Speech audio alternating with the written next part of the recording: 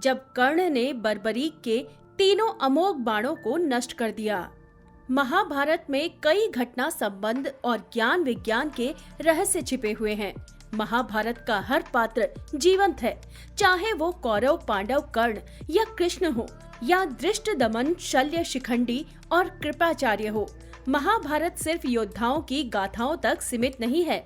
महाभारत से जुड़े शाप, वचन और आशीर्वाद में भी रहस्य छिपे हैं, क्योंकि महाभारत का हर व्यक्ति रहस्यमय था। महाभारत काल में एक से बढ़कर एक योद्धा हुए थे, लेकिन महारथी कर्ण और बर्बरीक जैसा कोई नहीं हुआ। और महाभारत काल में कई युद्ध हुए, लेकिन एक युद्ध ऐसा भी था जिन्हें बहुत कम लोग जानते हैं। एक ऐसा ही भयंकर युद्ध महारथी कर्ण और बर्बरीक के बीच हुआ था, जिसके बारे में शायद ही कोई जानता होगा।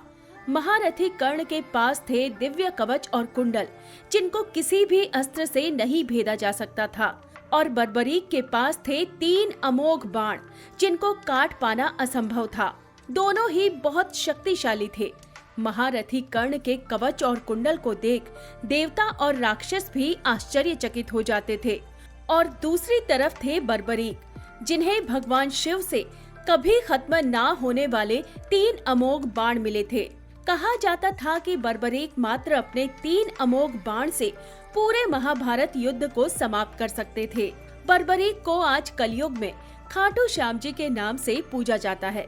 तो आखिर ऐसा क्या हुआ था जिसके कारण बर्बरीक और महारथी कर्ण के बीच युद्ध हुआ था, और इस युद्ध में कौन जीता था? अगर आप भी इन प्रश्नों का जवाब जानना चाहते हैं तो इस वीडियो को अंत तक जरूर देखिएगा। लेकिन मित्रों, वीडियो में आगे बढ़ने से पहले नए व्यूवर्स चैनल को सब्सक्राइब करके बेल आइकॉन को प्रेस कर दें, ताकि हमारी आने वाली वीडियोस की नोटिफिकेशन आपको मिलती रहे। अगर आप भी भगवान श्री कृष्ण के भक्त हैं तो कमेंट में जय श्री कृष्ण जरूर से लिखें। मित्रों, ये बात उस समय की है जब पांडव अपने अज्ञातवास में थे और जगह जगह कौरवों से छिपकर रह रहे थे। तब भगवान श्री कृष्ण अर्जुन के साथ घटोत्कच के पास होने वाले महाभारत युद्ध का प्रस्ताव लेकर जा रहे थे, और कौरवों का गुप्तचर उन्हें देख लेता है और ये बात जाकर वो दुर्योधन को बता देता है। तब दुर्योधन कर्ण और अपनी सेना के कुछ सैनिकों के साथ पांडवों के अज्ञातवास को भंग करने के लिए घटोत्कच की गुफा की तरफ चल पड़ते हैं। जब दुर्योधन गुफा तक पहुंचते हैं, तब अपने सैनिकों के साथ गुफा की चारों तरफ से घेराबंदी कर देते हैं। लेकिन भगवान श्री कृष्ण जी पहले से ही ये बात समझ जाते हैं और वो अर्जुन को बताते हैं कि दुर्योधन गुफा के बाहर आया है तुम्हारा अज्ञातवास भंग करने के लिए। श्री कृष्ण की ये बात सुनकर अर्जुन गुफा से बाहर जाने की बात करते हैं, लेकिन भगवान श्री कृष्ण जी अर्जुन को रोक लेते हैं और कहते हैं कि नहीं पार्थ, ये उपयुक्त समय नहीं है। तुम अज्ञातवास भोग रहे हो और वो सब लोग तुम्हारे लिए ही आए हैं। ये सब देखकर पास में खड़े बर्बरीक कहते हैं कि हे प्रभु, मैं महारथी कर्ण को रोक दूंगा, या तो शांति से या तो द्वंद्व से। इस पर भगवान श्री कृष्ण जी कहते हैं कि क्या आपको पता है कि महारथी कर्ण कितने ज्यादा शक्तिशाली हैं और उन्हें रोकना इतना भी आसान नहीं है। इस पर बर्बरीक कहते हैं कि हे गोविंद, आपको शायद मेरी शक्ति का अंदाजा नहीं है। ये कहकर बर्बरीक गुफा के बाहर आ जाते हैं। फिर बर्बरीक दुर्योधन और कर्ण को प्रणाम करके बोलते हैं कि बताइए कैसे आना हुआ ताजश्री। बर्बरीक की ये बात सुनकर दुर्योधन कहते हैं कि बालक, हमें तुम्हारी गुफा के अंदर जाना है, हम किसी को ढूंढ रहे हैं। इस पर बर्बरीक कहते हैं मुझे क्षमा कीजिए, किंतु इस समय आप भीतर नहीं जा सकते। तभी दुर्योधन कहते हैं बालक, तुम शायद हमारी शक्तियों से परिचित नहीं हो, इसीलिए हमें रोक रहे हो। फिर बर्बरीक मुस्कुराते हुए कहते हैं आप दोनों महाशक्तिशाली योद्धा हो, आप प्रयास करके देख सकते हो।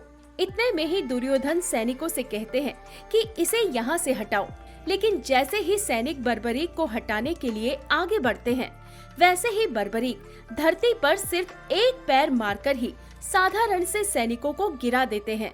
ये देखकर दुर्योधन भयभीत होकर कहते हैं कि मित्र, ये साधारण बालक नहीं है, इसे तुम्हारे जैसा योद्धा ही हरा सकता है।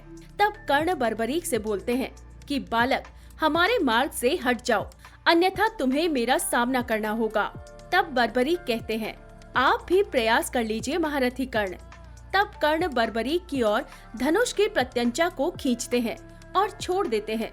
तभी इतनी जोर से हवा चलती है कि वहां खड़े सारे सैनिकों में हाहाकार मच जाता है। लेकिन कर्ण के उस अस्त्र का प्रभाव बर्बरीक पर तनिक भी नहीं होता। तभी बर्बरीक भी अपने धनुष की प्रत्यंचा खींचते हैं और छोड़ते हैं। उस अस्त्र से दुर्योधन घायल होकर नीचे गिर जाते हैं। ये देखकर बर्बरीक हंसने लगते हैं और कहते हैं कि आप ठीक तो हैं तातश्री। इससे दुर्योधन को बहुत गुस्सा आता है और वे कर्ण को बोलते हैं कि इस बालक को यम के पास पहुंचा दो। तब कर्ण बर्बरीक पर वरुण अस्त्र चला देते हैं। बदले में बर्बरीक भी अग्नि अस्त्र चला देते हैं और दोनों अस्त्र टकराकर नष्ट हो जाते हैं। ऐसे ही दोनों में घमासान युद्ध चलता रहता है। दोनों ही वीर एक दूसरे पर भयानक दिव्यास्त्रों का प्रयोग करते हैं, लेकिन दोनों में से कोई भी परास्त नहीं होता। तब बर्बरीक अपने दिव्यास्त्र को आह्वान देते हैं और बोलते हैं कि इस अस्त्र को कोई भी नहीं रोक सकता।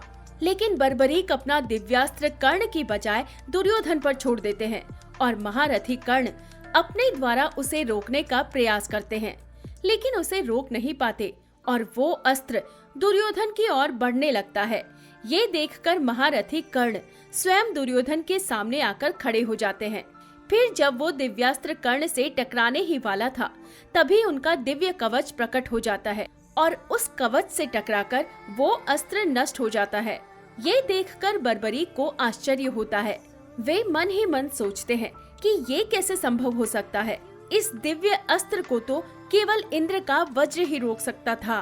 तब दुर्योधन कहते हैं कि ये भगवान सूर्य की अवैध अमृत से निर्मित दिव्य कवच है। इसे तीनों लोकों में कोई भी योद्धा तोड़ नहीं सकता। तुम्हारा हर प्रयास विफल हो जाएगा। ये तुम्हारे बस की बात नहीं बालक।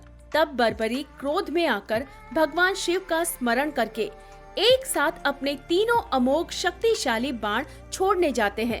इतने में ही वहाँ पर भगवान श्री कृष्णा आ जाते हैं और वो बर्बरीक से कहते हैं कि पुत्र, तुम इनके मार्ग से हट जाओ और जो भी भ्राता दुर्योधन देखना चाहते हैं उन्हें देखने दो।